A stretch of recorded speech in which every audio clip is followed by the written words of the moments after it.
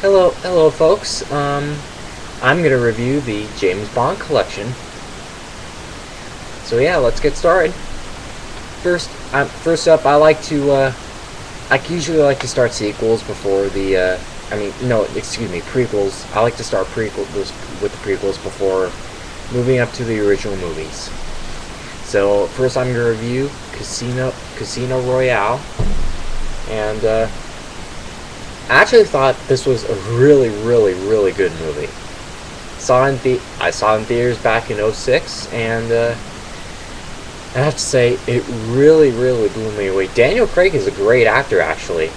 I don't know why before the movie was released why he was why people were kind of hating on him being James Bond, but it turns out he was really good, and it comes with a bonus. So yeah, really good story, and actually the greatest James Bond story ever put in a movie. It's pretty much the prequel where it all starts with James Bond, how he got his license to kill and all that, and all that. So it was a really good movie, and this is a 2-disc special edition, and same with all the other ones I'm gonna go over. They're all 2-disc special editions. So yeah, Casino Royale. Quantum of Solace, the sequel to Casino Royale, takes place right after Casino Royale and all that stuff. And I thought this movie was good, but not great.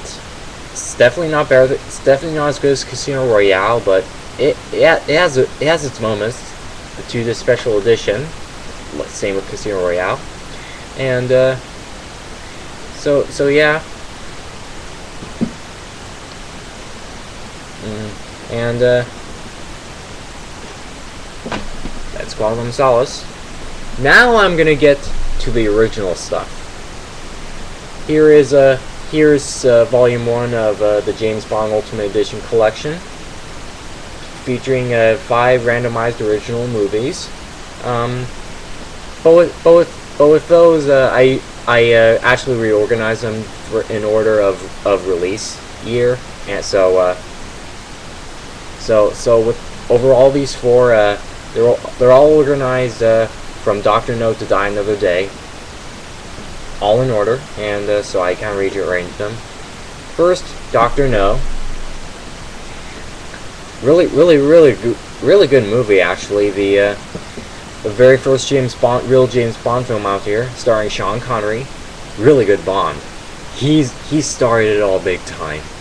His humor is actually really good, and unlike other Bonds that try to use their humor, and so yeah, Doctor No. Even one of the signature moments in the movie was when Ursula Andress, or Honey Rider, comes out of the beach. Signature Bond moment. So yeah, Doctor No. Second, From Russia with Love. Second Sean Connery Bond film, also a sequel. I thought it was good too, and third, Goldfinger. I think it has to be the best Bond sequel ever, the most talked about, actually. Goldfinger, with the iconic line, "Do you expect me to talk?" No, Mr. Bond. I expect you to die. Excuse me. Anyway, so yeah, Goldfinger. I think it has the most signature moments in any Bond film. Okay, movie 4, Thunderball. Also good, if not great. The first Bond movie to be a little over 2 hours long, or 2 hours total. And movie 5, You Only Live Twice. It's when Bond goes to Japan right after he supposedly died, to fake his death, to overthrow his villains, so that they'll know that he's dead. But so yeah, he faked his death and went to Japan to to get rid of the villain that starred the Austin Powers villain parody, Doctor Evil, Ernest Blofeld. This is the villain in this movie. So yeah. Now we get to Volume 2. Same with the first one and all the other ones. They choose 5 classic movies, 5 classic Bond films, randomize them in order. Kind of randomize them. And 6th one is On Her Majesty's Secret Service. And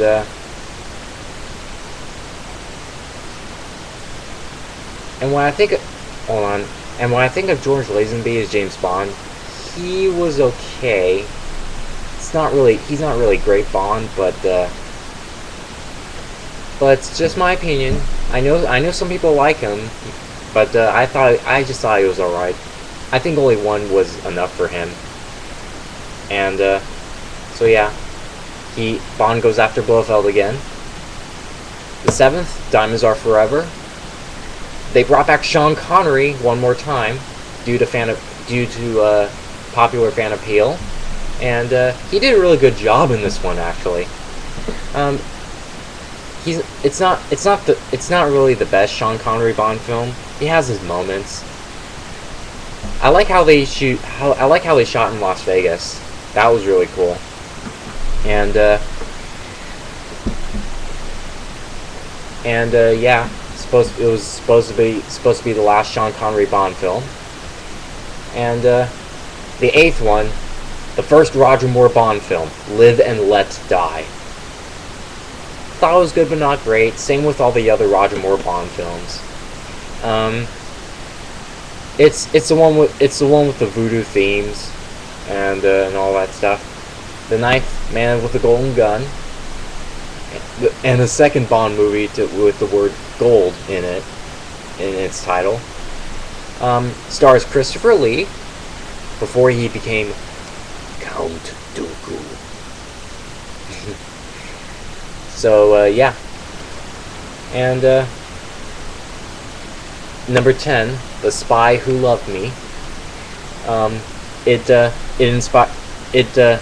Austin Powers sequel parodied the name of that movie. You know, The Spy Who Shagged Me, The Spy Who Loved Me. It's like Austin Powers, The Spy Who Shagged Me. It was parodied from The Spy Who Loved Me. It's supposed to be the best Roger Moore Bond movie, actually. And I have to agree. So yeah. Volume 3. The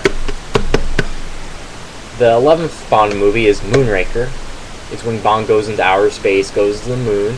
Jaws from The Spy Who Loved Me is back. I forgot to mention Jaws in The Spy Who Loved Me. One of the most iconic Bond villains ever, with the shiny teeth. Anyway, the next one, number 12, For Your Eyes Only. Good but not great. Octopussy. Octopussy. Good but not great also. A View to a Kill. Stars Christopher Walken, the last Roger Moore Bond movie. Shot in San Francisco. But I have to say, in my opinion, it has one of the worst Bond girls ever. Any of you Bond fans can take a guess who that Bond girl was in that movie that I thought was the worst one, that I thought was not the greatest Bond girl? Mayday. I have to say, not really a good Bond girl at all. She's also a villain, but not a good Bond girl. Anyway. Next up, The Living Daylights. First Timothy Dalton Bond movie. I actually like Timothy Dalton. He was actually one of the first actors to fill in Bond's shoes that brings a dark tone to the series. But then Daniel Craig took that step as well. He did a better job than Dalton, but Dalton I thought was really good too.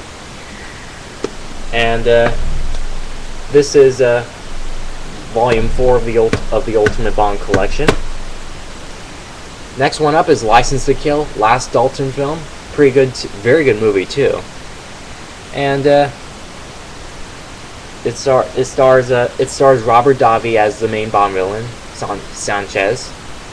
Also stars Benicio del Toro as his henchman. Benicio del Toro recently starred in the Wolfman remake. He was the Wolfman. Anyway, part 2 will come on soon. Bye.